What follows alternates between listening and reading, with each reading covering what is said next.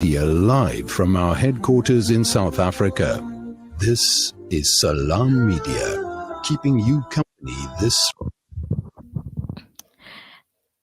Assalamu alaikum wa rahmatullahi wa barakatuh. Welcome back to Inspired Afternoons.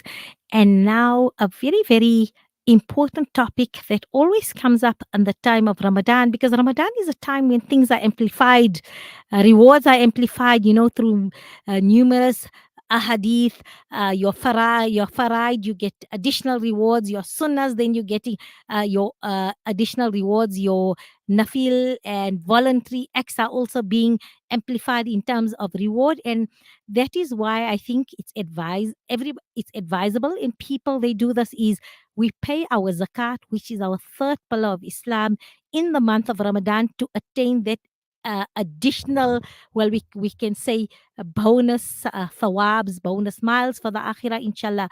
But sometimes what astounds me, and myself as well, is when it comes to our other pillars of Islam, look, the belief in Allah is always at the fore. It's always discussed. Almost every program that we go to, every talk, every lecture, we reaffirm our iman and our belief in Allah. And then salah, from the age of 7, our parents start, even before that, when we are small, children are running around in between serves, but in that environment or mahal, they say, of salah. And when we get older, when I was in Resa, we were made to learn, commit to memory all the masails regarding the salahs, what is faraid, what is sunnah, in terms of the fiqh of salah and that. But when it came to zakat, it was, you need to pay money, and it's so all you were told, it's 2.5 once a year if you own, and that time not even the word nisab. I was like, if you own jewelry or some money and that. And then when it comes to fasting, yes, you well acquainted. And then if you have the opportunity to perform Hajj, prior to that, you prepare by way of Hajj classes, there's books, it's a whole preparation. And up until last year, when I went to a Zakah workshop that was conducted by Sister Fairuz Muhammad from Sanzaf, and she's really, really knowledgeable. And at my age, I learned so much about zakat, which I did not know. And that is why it's so important that zakah education forms part of, I believe, part of the maktab system, especially once somebody is baligh, they need to learn zakat. And that is why we're having the Zakat in Focus Q&A, which is brought to us by CNZF, South African National Zakah Fund. And it's going to be a Q&A. Please join in whatever your uncertainties are regarding your zakat, because remember, it's the third pillar of Islam. It's part of our pillars that are going to get us to Jannah here. And I can't stress the importance of this. So let me welcome Ml Hassiem, who is going to be joining us. He's a sensitive representative who is going to educate us and enlighten us on all matters regarding to zakat. And incidentally, every time with zakah, Maulana will tell us, waqimus salata wa atu zakata. So next salah is zakat, and that is the importance of our zakat. Assalamu alaikum wa rahmatullahi wa barakatuh, Maulana. Ahlan wa sahlan. Welcome to Salam Media. Wa alaikum barakatuh. Shukran for having us on your program, and shukran for welcoming us. Allah keep us together, inshallah. So Maulana, let's delve right into it, because I've given my introduction about my perspective, and I'm not an Islamic scholar, but just my personal perspective is zakat is important. So why is it important to pay zakat? Bismillah ar-Rahman ar-Rahim. Alhamdulillah Rabbil Alameen. Wa usalli wa usallimu ala ashrafil mursalin. Sayyidina Muhammadin wa ala ali wa sahbi ajma'in. Rabbi shrah li sadri wa yassir li amri wahlul 'uqdatan yafqahu qawli. Allahumma la ilma lana illa ma 'allamtana innaka antal alimul hakim. Sister Maryam, it's like you're asking me why it's important to pay zakah. I can ask you why it's important to fast today. Why is it important to make salah? Why is it important to go for Hajj? People are preparing for it. It's important to pay your zakah if you are eligible to pay zakah, because zakah is one pillar of Islam. And not only one pillar, It is, although it is a monetary ibadah. Salah is a physical ibadah. Zakah is a monetary ibadah. Hajj is a monetary and a physical ibadah. So being part of our belief, being part of our religion, it is to pay zakah when you are due to pay zakah. And when you pay zakah is one of those actions which Allah subhanahu wa ta'ala shows our human nature, our care, our compassion, our selflessness. We're not selfish, but we want to share with one another. That brings part of, because part of Islam is also to have this akhlaq. And akhlaq comes from clean what is inside. What is inside, if your heart has got that urge for care and for compassion, it means your character shows out care and compassion. Zakah is there to make sure that you, as much as you care for yourself by making salah, you care about the next person when you pay zakah. Zakah is of that ibadah which are connected to zakah. In the Quran, Allah subhanahu wa ta'ala 27 times says, wa aqimu salata wa atu zakah. It's like when a person read ati'ullah wa ati'ur rasul. These two can never be separated. Obedience to Allah subhanahu wa ta'ala and obedience to Nabi Muhammad sallallahu alaihi wasallam. One can't be without the other one. The second one is wa aqim salata atu zakah salah la salata liman la zakata la, or la zakata liman la salata la. That part will always be together, where you as a person, by making salah is for your own tazkiyah, while giving your zakah is make even the other person to get his tazkiyah. And the last partners or twins together is ridallah fi ridal walidain. The pleasure of Allah is in the pleasure of the parent. So these three twins always stick together and will always be together. Nowhere else it can be shown that how important zakah is. But also, Allah only gives zakah to certain people. Like Hajj, only for those who are by the means. Zakah also only those who come in the category of having nisab, of being baligh, of having that wealth which Allah subhanahu wa ta'ala has given us. Remember, wealth and what we have comes from Allah subhanahu wa ta'ala. So zakah is not for everyone. It's only those who are commanded to pay zakah because of having these categories of nisab and the hawl and the ability to increase the wealth or to make it sure it can, if it doesn't have a value. So if a person pays zakah, you're actually showing your gratitude towards Allah subhanahu wa ta'ala.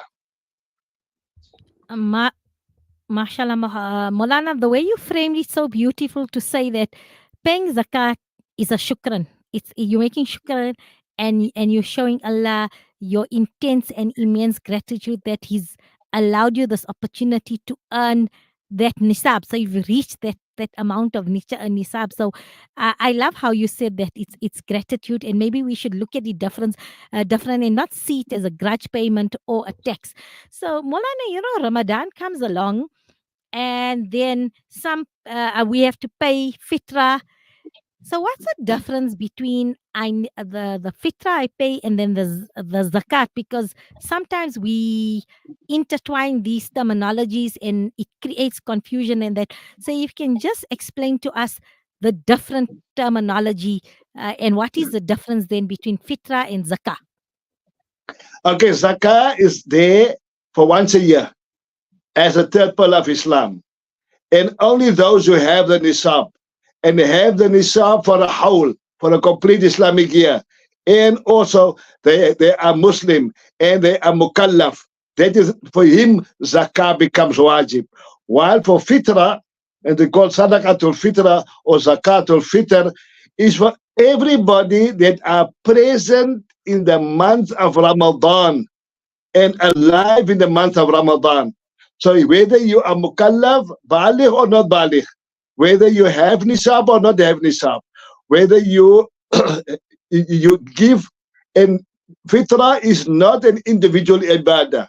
Like zakah is an individual responsibility, while fitrah is a responsibility of that father or that one who are in charge of the family. So you normally zakah you can't give zakah to your wife, and your wife have to pay her own zakah because it is her ibadah. While fitrah, you have to give on behalf of your wife and on behalf of your children and behalf of those who are your responsibility. So zakatul fitr is only given in the month of Ramadan. Only given to make sure that we fulfill the needs of the poor on the day of Eid. While zakah is there to fulfill a person's need of what they have any time of the year. And you can give it as a form of development, as a form of any way of a welfare relief, while fitrah is there solely to see that no Muslim are begging on the day of Eid. So Rasulullah taught us, let no Muslim beg on the day of Eid. Therefore, fitrah was instituted so that we make sure that every Muslim has got food on the day of Eid, when we all have a time to have celebration of Eid. That is in a nutshell the difference between it. So you have to pay on behalf of yourself, your wife or your wives and your children, even your parents. Because when we were small, who paid our fitrah? Our parents. Now we are big and we are able to do it. Now it's almost a duty of us to make sure that we pay on behalf of our parents. And fitrah is there to make sure Allah purifies our fasting, while in zakah, Allah purifies our character. Maulana, you've put in it and you framed it so eloquently and so beautifully. Mashallah, it's just etched in our memory, and it will always do that. And also, as you framed it like this, it shows us, mashallah, it just reaffirms we have a perfect deen in every aspect, in every form, in every aspect, even like you say, fitrah, everybody celebrating Eid is a celebration, a joyous day. So nobody should be left out, and Allah is mandated that nobody should be left out by way of your zakah fitr. So I've got a question now. Speaking about, you spoke about spouses, husband and wives. So I've got a question now. Somebody's asking, I divorced my wife. However, she's currently still under iddah. Can I pay my zakat to her? So under that circumstances, can a woman in iddah receive zakat from the recently divorced husband? Bismillah ar-Rahman ar-Rahim. If you the mere thing to say it's my wife, so it means it's not your ex-wife yet. So it is your wife still, because as long as she's under iddah, she is still your wife. After the iddah, there's no more your wife. So while you are under iddah, you still have to make sure to nafaqah her, to shelter her, to feed her, and to clothe her from your wealth, not your zakah. After the 3 hajj, or after the 3 clean periods, or after the 3 Islamic months, then the iddah is over. The day after the last day, it means now you can say you're a free person, she's a free woman. The mere thing is she's still under iddah, it means she's still your responsibility. So you can't give your zakah to your wife who are still under iddah because you divorced her. That is still your responsibility. You can't use zakah to fulfill your responsibility. Shukran, Maulana, for that. And we shall remember that well in terms of your responsibility and what you need to pay as a shukran to Allah. So, Maulana, can, people sometimes, to just make the zakat payment easy, and that, can one calculate their zakah on a monthly basis? Bismillah ar-Rahman ar-Rahim. Most of the ulama teachers us on a monthly basis, you can, for your zakah in the future, the past zakah, the past year, you pay off, and then in advance pay your year to come still. So your normal zakah is about 2,500, 3,000 rand for the year. So now you can put it in installments. So you're gonna pay 240. I'm gonna pay 200 rand, whatever amount you're gonna pay. But by the end of the year, the end of your Islamic zakah year, you need to reconcile the amount of money that you paid, and if it is under the amount, you just top it on, and if it is over the amount, you can carry it over to the following year as well. Right? You can add it on to the following year. So you have a right to pay it in installments, but in advance. But when the advance time comes, your anniversary of your zakah, you need to reconcile and see, because zakah is so important and the calculation of zakah is so important. If you calculate wrong, your zakah is not fulfilled. Like if you don't make salah correctly according to Rasulullah sallallahu alaihi wasallam, or you don't make hajj according to Nabi sallallahu alaihi wasallam, your hajj is not correct, your salah is not correct. The same comes to zakah. If you don't calculate your zakah correctly, then your zakah is also not accepted. So therefore, after the year, you reconcile your zakah value that you must pay, and if it is underpaid, you top it up, and if it is overpaid, that balance you can carry over to the second year of your zakah anniversary. Okay, Molana, and then so then on this, let's do that then. How can one delay paying zakat? For example, if they calculated the zakat liability now, and let's say, for example, it's 11,000 is due, can then they pay that off 1,000 rand for the next 11 months? Bismillah ar-Rahman ar-Rahim. Okay, first of all, if you don't have the cash with you, Allah may forgive anybody. Allah understands everybody's situation. But if you just don't want to pay because this 11,000 rand looks very difficult for you to part from, right? Then you can't just delay it. If you want to do it because I don't have the cash now, Allah Ghafurur Rahim. Allah forgive anybody. Allah's most merciful. Allah's most forgiving also. But just because I don't want to part with 11,000 rand, okay, I'll give 1,000 a month. That is wrong, right? But for my future, I'm paying now for the next year, 2025, 1446, I'm going to pay. So now I say, let me pay 1,000 rand a month, but that is for the advance payment, not for the year that is passed. Because zakah is so easy, you're paying this year for last year's excess wealth. From last year Ramadan to this year Ramadan, the last year of all your excess wealth, you're paying now only.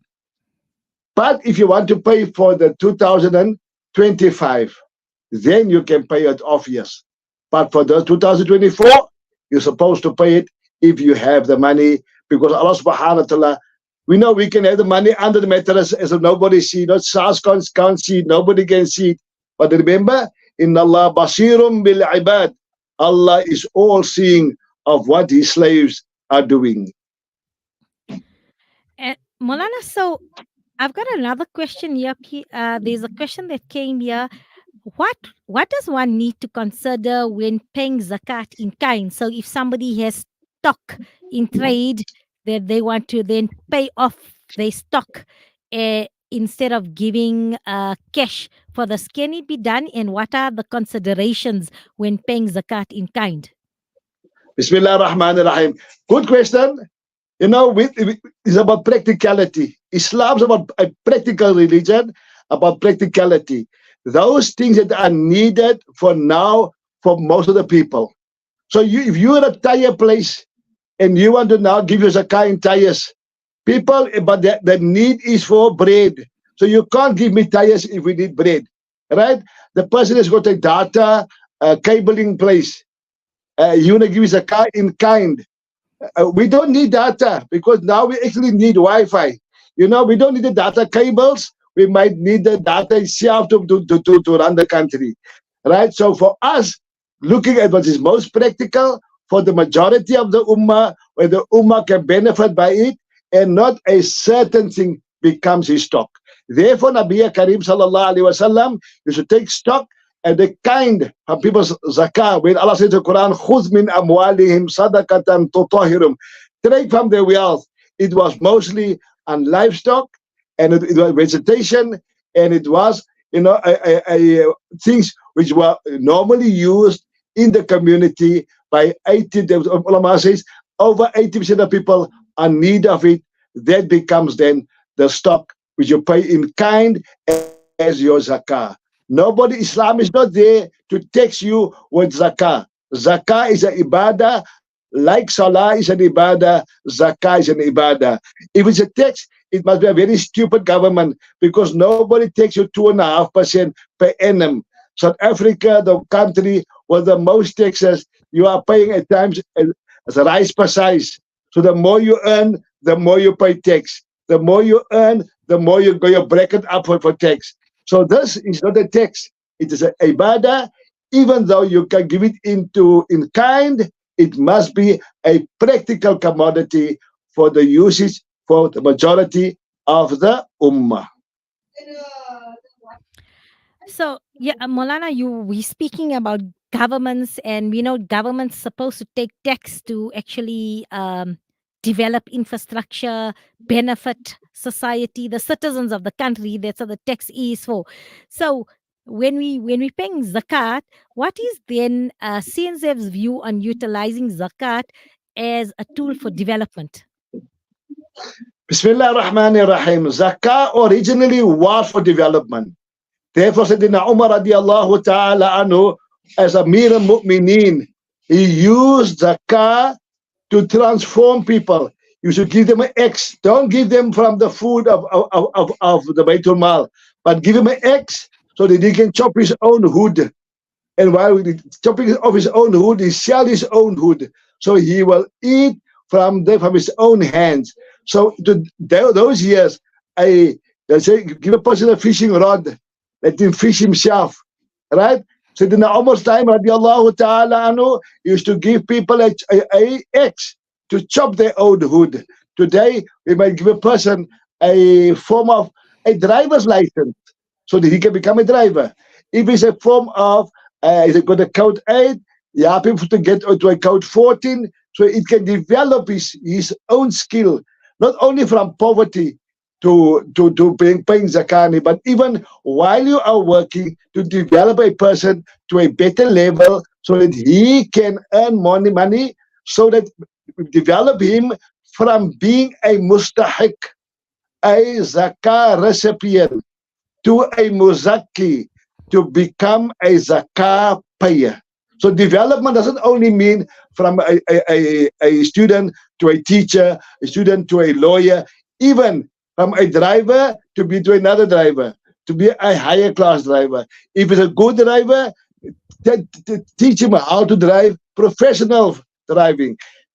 There's many ways how to develop it. CNZF way is whatever money zakah people give to us, 60% goes to development and 40% goes to welfare relief. There will always be poor people. Nobody can eradicate poverty. Poor people will always be there. Poverty will always be there. But we can minimize the poverty by developing our Muslim community from being a mustahiq towards zakah to a muzakki of zakah. From a person who is entitled to receive zakah to a person that then start paying zakah, being developed through the money of zakah. And I'll give you a practical example today. When we were studying at Darul Ulum Newcastle, Ml Hassiem rahmatullah alayh used to get money from other people because we didn't have money to pay our school fees, and Ml Hassiem rahmatullah alayh used to use that money to pay our school fees. Today we are paying zakah. So developing a person from a jahil to be a maulana, to be a sheikh, from being a student to be a school teacher, an IT person, from being a normal person that can't finish matric to a person that can do a skill with his hand. Teach him to be an artisan. Teach him to be this. Zakah money to develop him from where he are today, from where he is today, to from where he could be in the future, and also becoming a benefit to the community and to the Muslim Ummah in large. Maulana, shukran for enlightening us, in educating us on various aspects and masail of zakah. I know sitting here, I've learned a lot. I've been educated, and also uh, my perception has changed also in how I need to pay, what I need to consider, as well as you made very valid points on using zakah as a developmental tool to uplift society and communities at large. And always that is the aim, to change people's circumstances from a recipient to zakat to actually, well, Allah bless you at barakah, so that you can have the nisab to then be able to be a payer, or not a payer of zakat, but then to be able to fulfill the third pillar of Islam, and that is making shukra by way of zakat. Jazakallah. This Zakat Q&A and Zakat in Focus was brought to us in the interest of educating the Ummah by SANZAF, South African National Zakah Fund. So for any other Zakah, for any other Zakat queries, inquiries, concerns, please contact SANZAF.